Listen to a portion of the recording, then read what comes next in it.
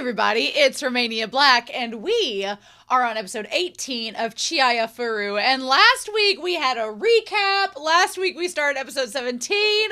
We had our kind of transition from the nationals to now everyone has their own individual goal, which is great. We've got like 2 tournaments that are coming up in September and October, and then we have the Eastern qualifiers for the Queen and the Masters, and we have Taichi wanting to like get into Class A along with Nishida. We have Tsutomu and Kana are wanting to level up, and then Chihaya, she is wanting to level up so that she can have a rematch against Shinobu, hopefully, in the qualifiers. But yeah, last week was a great episode, and I'm super excited to see what's going to be in store for us this week. But before we get to that, I want to talk about a couple of comments. Scary Purple Ampersand said for episode 15, just to clarify, it's the girls in the background who are surprised by Snowmaru's name. Oh, it's easier to tell in the manga since the text is tiny and directly over their heads instead of being a dead center like the subtitles. Oh, well, thank you. So in episode 15, Chihaya calls out Shinobu's shirt and is like, oh, it's Snowmaru. And Shinobu, I thought it was Shinobu going, its name is Snowmaru. Like Shinobu had no clue it was on the shirt that she was wearing. No, it's the girls behind her. Look at you. Pointing that out. Thank you. That helps make that a lot more clarified. Awesome. And then Foranoda says for episode 14, you mentioned loving Shinobu's voice, and I feel obligated to mention that this is the only primary role she has ever voiced. She's had a few very minor unnamed roles over the years. It's really a huge shame. I always get chills when Shinobu plays, and this match in particular does so well in portraying her playstyle. Yeah, I mean, she has such a great voice. I almost feel like it's almost in character for her to only have voiced like this one main series, like this was her niche. It feels on point for her character, so that it's method acting. But the poem of the day in episode 14 is No One Knows My Feelings, written by Gyoson, or the abbot of Byodoin in Japanese Tendai monk and a waka poet of the late Heian period. Poem 66 is translated by Mosto as Let us think of each other fondly, O mountain cherries, for outside of your blossoms there's no one who knows my feelings. On the other hand, Porter interprets the poem as In lonely solitude I dwell, no human face I see, and so we too must sympathize. O cherry mountain tree, I have no friend but thee. I almost like the first one. I like the Mostel translation because it does the whole thing where it jumps, where it cuts the line. It says, let us think of each other fondly. And like, it feels like a stream going down a mountain. I love when poetry creates that effect. So I kind of like Mostel's interpretation. But anyway, Foranoda says, both describe a summer scene, images of cherry blossoms blooming, and the lonely poet in contemplation that these flowers are their only company. Though the same, I prefer Porter's translation. Oh, fun! You prefer the other one! Especially within the context of the show. I think I just liked the style of the first one, but that's interesting. Again, it's so fun. I teach English, so it's so fun when you ask students like what their favorite poems are and which they prefer, and they're like, oh, well, I like this one, I like that one. There are no wrong answers, and so that's what makes it fun, which is great. So thank you. Thank you so much for translating that poem and for sharing that. I appreciate it. But yes, so before we get started, I want to give a huge shout out over to our philanthropy tier over on Patreon to thank you all so much for your support of the series and for my channel. Thank you all so much. I recently did a video essay that's on the channel, and it has done really well, and I was like, oh, people like hearing that, so that's really exciting. So in any case, I'll talk more about it in the August update video. How is it almost August? But I want to give a shout out to Alex Cornejo, to Be Happy, to Bisa, to Damage3245, to Dana, to Devorin, to Destiny Marie, to Danger Zone, to Daniel, one of our new philanthropy tier patrons, as well as Eric, El Cuno, Ichu, Fisho, Ghostly Turnip, Alfreya, Lyndon, Liam Posel, Matthew Palfinier, Murphy, Willie Morris, Sunspots, Shimoyama, and Translucent Men. Thank you all so much for your support. I greatly appreciate it. All of my love. Yes. So I appreciate that so much, y'all, but we need to dive into this episode, don't we? So we're going to start episode 18 of Chihayafuru, and we're going to do that here in 3, 2, 1, and let's go.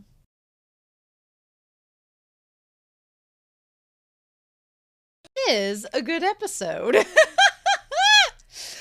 With Chihayafuru, you have to expect the unexpected. You just have to expect the unexpected, because I thought that every time I think that something is going to go one way in this series, the mangaka's like, no, actually not. And I'm actually kind of here for it. Like, I thought Chihaya going into this Saitama tournament would be like at least get a couple rounds in. I wasn't expecting her to win by any means, but the mangaka is going to be like, no, we're going to put her through the ringer and make this girl learn until it's drilled into her head, because our girl is a lofty dreamer and sometimes things just go over her head. So she just needs to learn the hard way, is essentially what it comes down to. And I feel like this mangaka is kind of like TJ, who is the author of Ace of the Diamond a little bit, whereas Sawamura is the main character of Ace of the Diamond, which is my favorite sports anime. It's so good.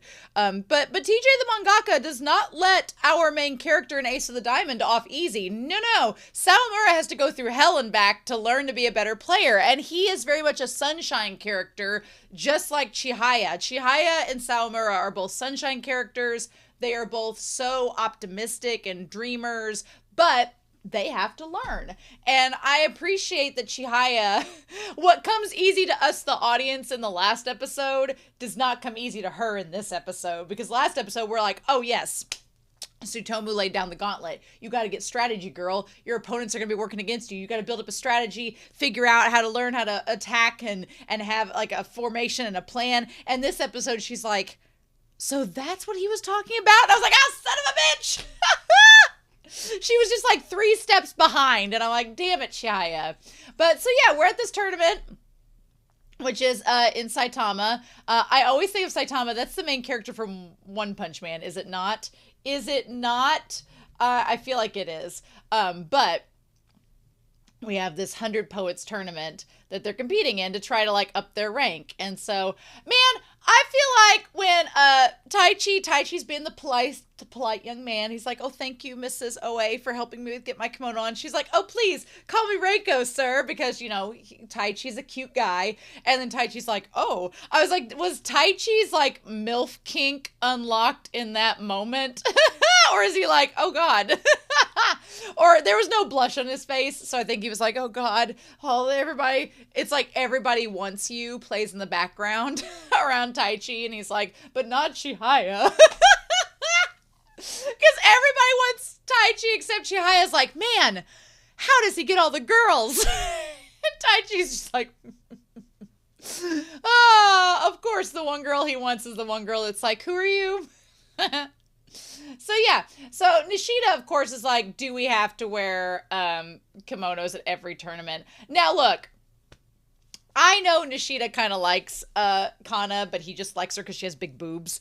Tsutomu has a crush on Kana, and I honestly think in this episode, my shipping of them is shifting a little towards, I'm Team Tsutomu with Kana, because he is just like, he picks up on things, but he's super kind. And he's like, well, you know, I should probably learn how to put one of these kimonos on myself. And then Kana's like, we could teach you.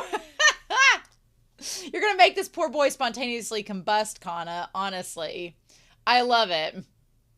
And then Chihaya's like, this is my first official match after making Class A. That's not a high school tournament. I thought that was interesting because I guess it didn't hit me that when they went to the high school, the national tournament, they were all just high school students and they just separated them by rank to make it a little bit more fair. And that this is Chihaya's actual first tournament since she's gotten to rank A. That's really interesting. And she loses the first match that she has. But I mean, you know, your goal is to win the whole thing so you can advance in rank. Well, it kind of makes sense that Chihaya does not win this tournament because she's already made it to the top rank you can make it. So at this point, she's just gaining experience. It would have been nice and more helpful for her to have moved on a few matches so she could have gotten more experience out of this tournament than the one match. But look, I feel like it's fine because Chihaya is somebody that needs to process. She needs time to process what she's learned. And if that means having this one match and then she has to stew over it, then whatever. I also like the Tsutomu has like the little cat face now. He has like the little cat expression. It's super cute. I love that. And Kana and Taichi are all fired up, which makes me think Kana and Taichi are going to up the ranks. I could be wrong, though. Tsutomu could win, but I just get the feeling that Kana and Taichi are going to be the ones to get out of this winning. We'll see. But yeah, Chihaya is like a rookie out of high school in his first major league game. Oh my gosh. And then Kana's like, what is this, baseball? Love it. Class A is completely different from the lower classes. This is what I've always wanted, to play in a Class A tournament. Well, what she wants is to play at the top of the game and become the queen, and also to face Arata again. But I like the title, The Plum Blossoms Still Smell the Same. I love that. It kind of, to me, and we're not going to get into the translation of the poem. That'll come down the road with Forenada's translation. I'm sure they'll comment about it. But I feel like, to me, the translation is talking about how everyone is kind of wanting the same thing. Everybody wants to be the best. They want to win. All of them are Karuta players. They're all skilled. And so it's not a matter of one flower smelling better than the other. They're literally all the same flowers in the same field. It's just they're competing against one another to like stand out. They're like morning glory trying to climb up the vine to get the most sun, you know? Which is fun. And what I like about Chihaya's spirit is that she takes what Dr. Harada has told her to heart. She's not, some people I've seen in some sports anime, when a coach gives advice, they're kind of like, I don't need that advice. I can do it without it. Nee. Chihaya takes it to heart. Chihaya takes it too much to heart. Girl takes it so literally that I want to tell her in this episode, and I feel like she's one of those, I feel like Taichi in saying this, but I want to like gently shake Chihaya and be like, don't doubt yourself. Trust your instincts, but also don't solely rely upon your instincts. Like, you got to get a strategy, girl, and blend your instinct and your strengths with that strategy. And Chihaya very much seems like the type of person that you can tell her all day long what to do, but it will go in one ear and out the other, and she has to experience it. She is a kinesthetic learner, and she has to experience it firsthand, and then she'll go, oh, you mean I should do that thing you told me? And it's like, I feel like you just gotta let Chihaya cook, and then she'll slowly get there, right? But I honestly loved this woman, Sakura, which cherry blossoms makes sense. I loved her. I loved her for a number of reasons. One, I liked the idea that we have a powerful, like, older character that wins. She's very different from Chihaya, and Chihaya learns from her. Chihaya is like, again, the Goku of Karuta, soaking things up. She's like a Super Saiyan. She just gets, oh my god, she's like a Saiyan. She just gets stronger after losing each battle. She doesn't die, so she just gets stronger. But I liked her for one. I love the idea of an older woman that just dresses in like she's very much kawaii, just very cute, even though she's older. I love that. Like, sometimes I love cutesy outfits. And when you get to be in your 30s, my struggle in my 30s is that I like fashion that sometimes I believe I am too old for. And there is like this weird feeling of like, am I too old to wear something like this? Or is it too youthful? How does dressing your age work in your 30s? Because you're not old, but you're not young. It is complicated sometimes. Luckily for reactions, I can just wear whatever and not have to worry about that. But going out, it's like, what is the fashion of your 30s? Such a hard time. Now I love that she also has the laugh lines, can relate. But I feel like she's probably in her 40s, maybe early 40s, because she had 2 kids and they seem like they were 8 or 9. I don't know. She might be in her... The way she talked, she said she'd played Karuta for 35 years. Let's say she started playing Karuta when she was 10, she would have been 45. Or if she started playing them when she was like 8 or 9, that's still like in her early 40s. So I feel like she's in her early 40s and she just maybe had her kids in her 30s, is what it seems to me. But I love that she's like, I still have this dream. And she's like, I still have this dream that I want to be a queen, but I get, beaten by younger players. Also, I appreciate her body type because her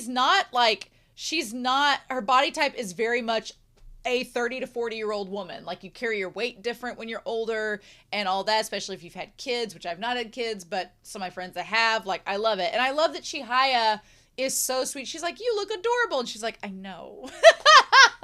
I love Sakura's I love her confidence where she's like, I know. And she's like, she knows. Chihaya is the most precious angel. I love her. She can do no wrong. So this episode was all about Chihaya learning that, oh my God, her opponents are strategizing against her. Isn't that something? Girl. I just wanted to like gently shake Chihaya, but Chihaya is someone that she learns by example. And so she's like, my goal is to not make faults and to be a balanced player. But Rome is not built in a day, and girl makes lots of faults, lots of errors. I loved every time Sakura was like, lucky. Like, she was super excited, and she's like, oh, you all have such detailed reflexes. But Sakura teaches Chihaya that when you have a weakness, you have to counter that weakness by using strategy. And so Chihaya, has just now realized she has a weakness. So she's like, what do I do about it? And so this episode was good for her to realize, oh, I might have to strategize to overcompensate the weaknesses that Tsutomu clearly told me about the other day and that I have, avoided. So I wanted to talk about the dead Karuta cards. I wanted to know how this works.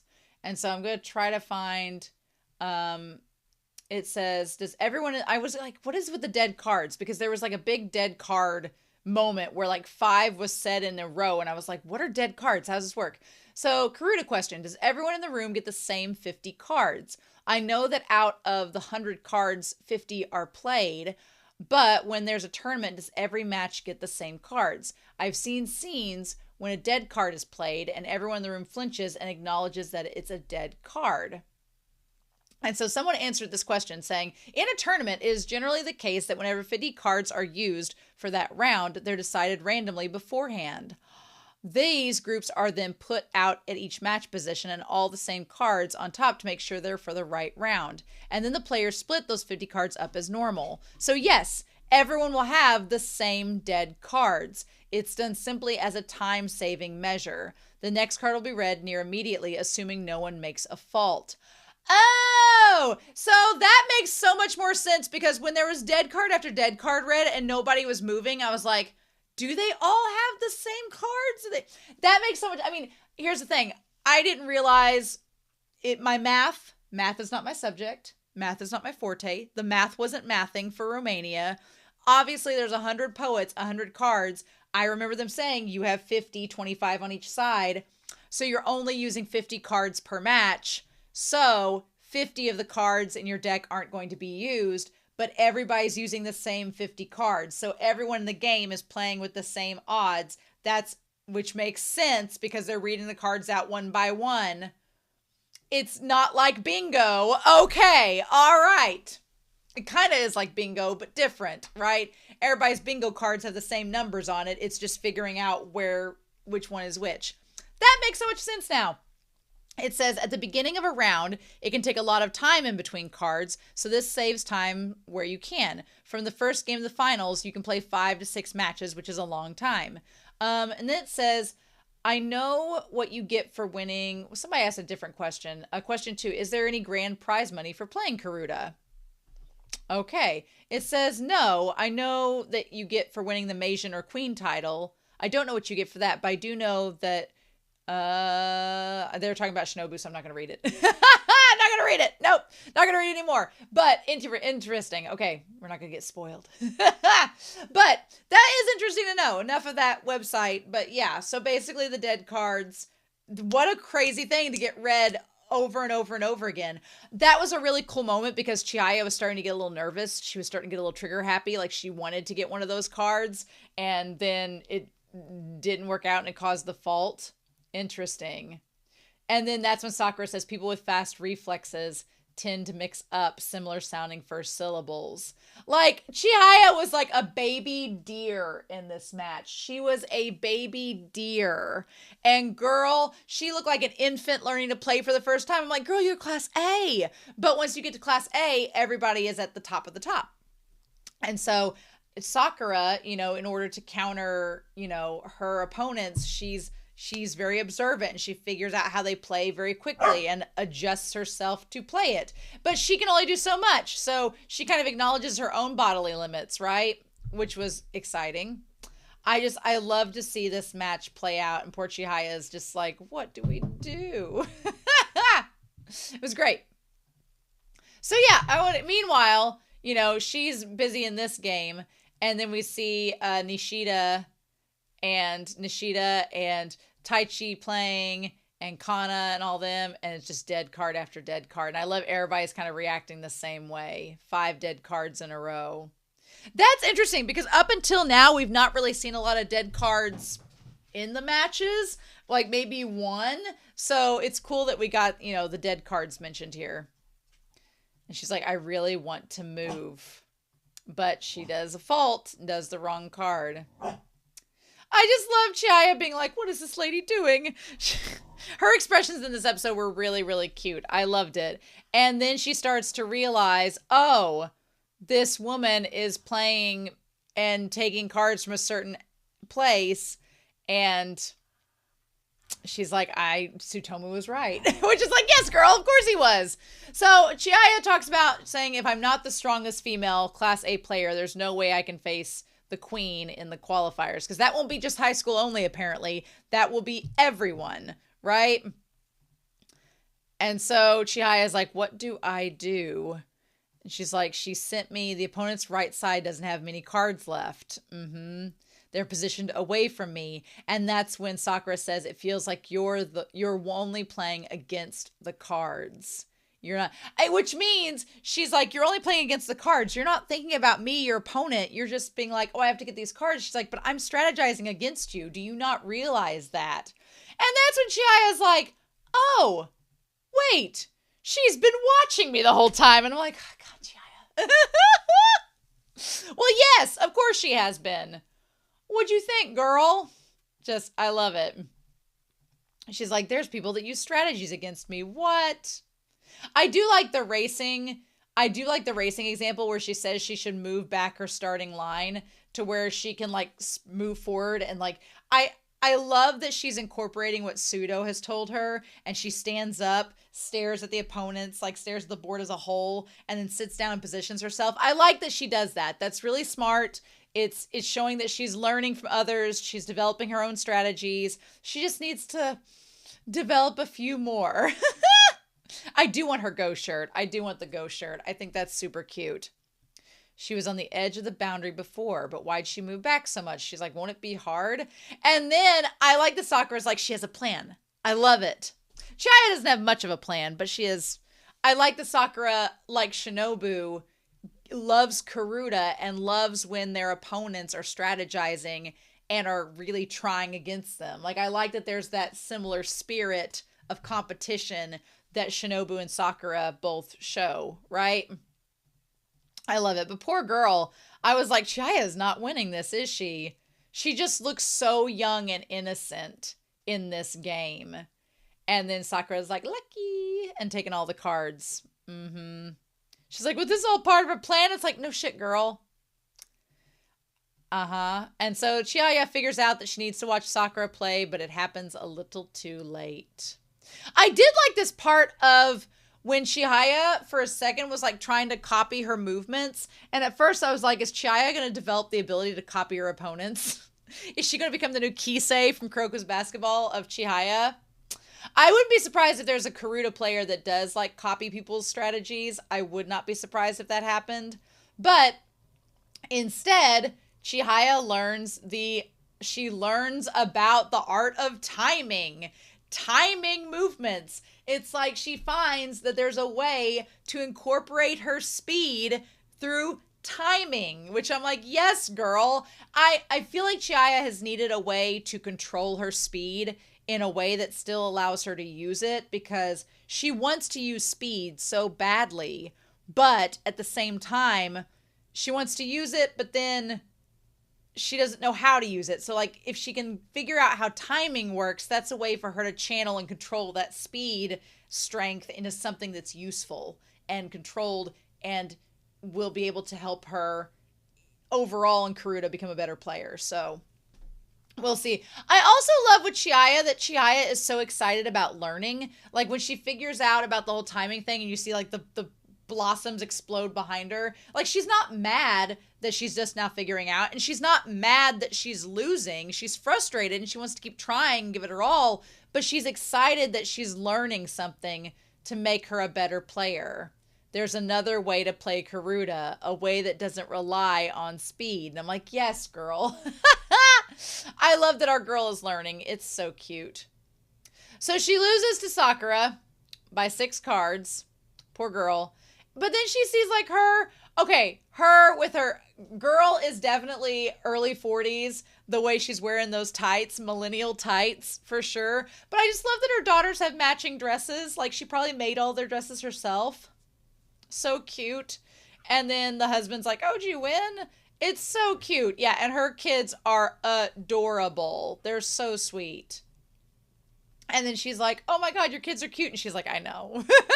So she knows. Like, yes, of course. Oh, the husband's like, hello, ma'am. And she's like, thank you for your help today. And she's like, I want to become a player that doesn't rely on speed and become the queen. And she's like, well, tough luck. So do I. Which is great because I love that she's like, I'm going to become the best player too. I'm going to become the queen as well. So we're rivals now. Like, I love that. I love that just because she's not a kid doesn't mean that she's not trying to accomplish the same goals that Chihaya is, which is fantastic.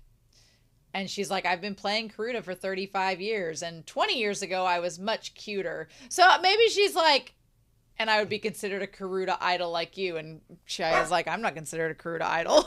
So maybe she was like, maybe 20 years ago, she was like 10, right? Maybe, who knows? Yeah. And she's like, I didn't ever win any major tournaments.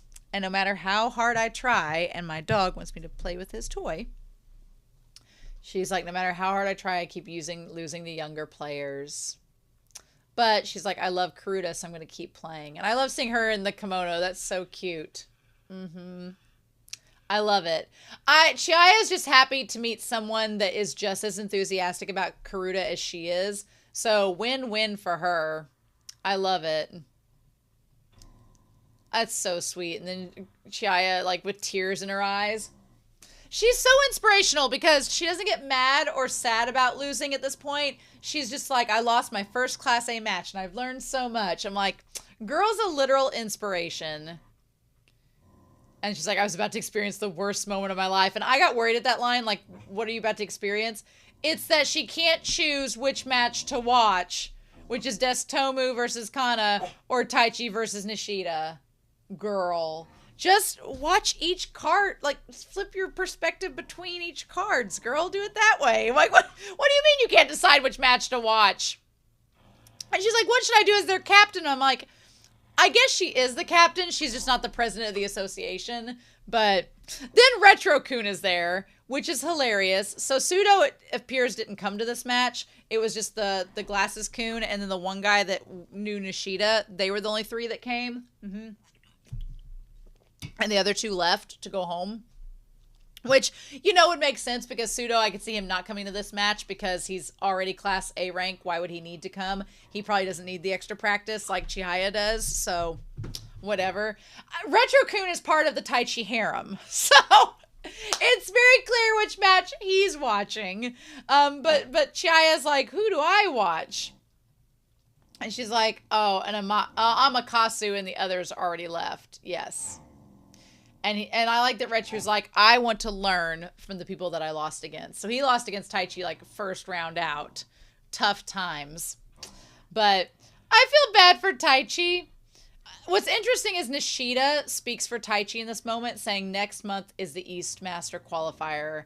This is my last chance, or maybe to advance my rank. There's still one more after this. I have to win here. is probably what he's thinking right now.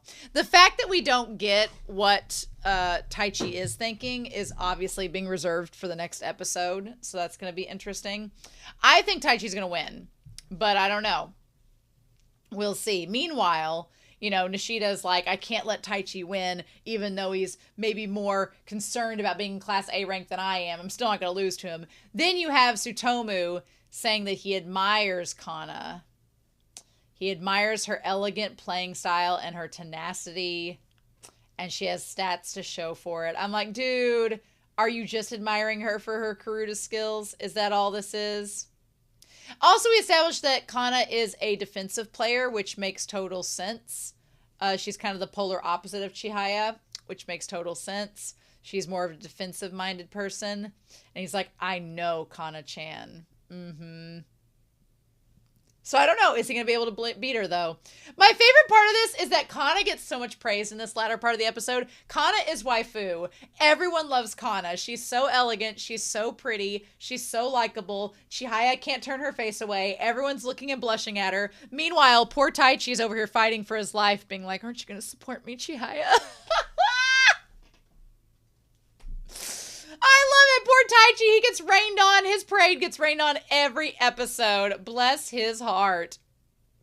And Retro-kun's like, what do you mean you're questioning who to watch? It's a Class D rank match versus a Class B rank match. But I also kind of like this because even though it is tragic for Taichi that Chihaya is focusing on the other match, which is, God, that's so ironically hilarious considering how much he likes her. I love it because Chihaya is not above watching people of D rank play, right? You could see someone like would Sudo be watching the rank with Taichi or the rank with Kana and Tsutomu? Will he be watching the rank? He'd probably be watching the match between Taichi and Nishida because they're more likely to be rivals to him. Or if most of these, I feel like most of these players like Retro-kun, they want to watch the stronger match of the stronger players, but Chihaya is not above it. She doesn't view Tsutomu and Kana as not worth watching in comparison. And I love that. I love that she doesn't care what rank you are. She can find something to learn from any player type.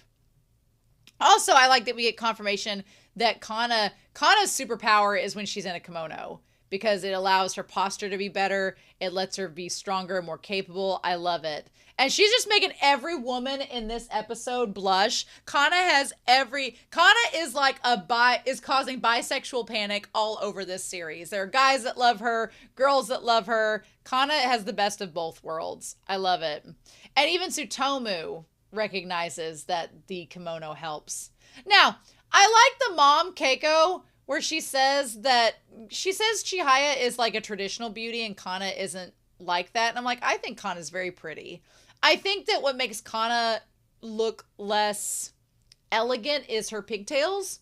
But girl, you could take your hair down and then it would be better. I mean, you know, whatever. But, I mean, Chihaya is pretty. But Keiko's kind of like, Chihaya is pretty in whatever she wears. She's like, my daughter is going to make our kimono sell because she makes anybody that's, you know, not a model look amazing. I love it. And so then Tsutomu, of course, because he measures everything in stats, says that she can play at 100% when she's wearing a hakama.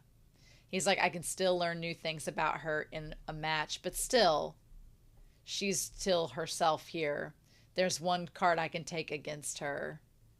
I also like that Tsutomu is not above, like, he's not going to go easy on Kana just because he might like her. He's going to compete against her at the same level and have the same standard, and I appreciate that. I think that's good that he's like that with her.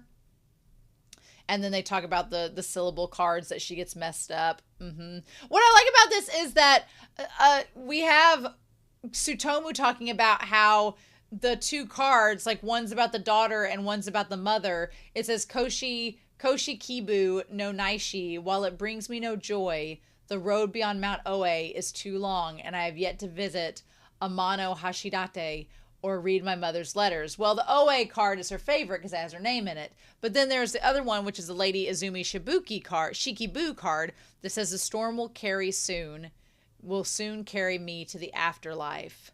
So I wish for a memory of you to take with me. And one card's about the mom, one card's about the daughter. So, but they both have that will and while sounds to start it. And so that's why they can be confusing. And Chihaya's like, oh, wow, these two people, she's like watching Kana and Tsutomu play. And she's like, they really get each other. Like they are getting each other here. And so then we have the two cards that are about brothers. There's one that's the Impassionate Gods card. Impassionate Gods have never seen the red that is the Tatsuta River. And then the other one, note that though we may be apart, if I am to hear that you pine for me as the Inaba mountain pines, I shall return to you. So the two brother cards, right? There's Ariwara no Yukihira and Ariwara no Narihira.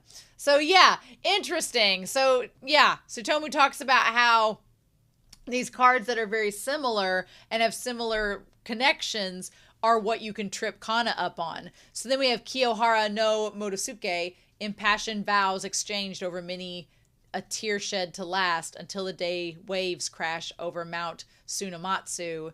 And then you have one saying rivals, ladies say Shonagon, said night was young when the false rooster crows of Afusaka remained shut.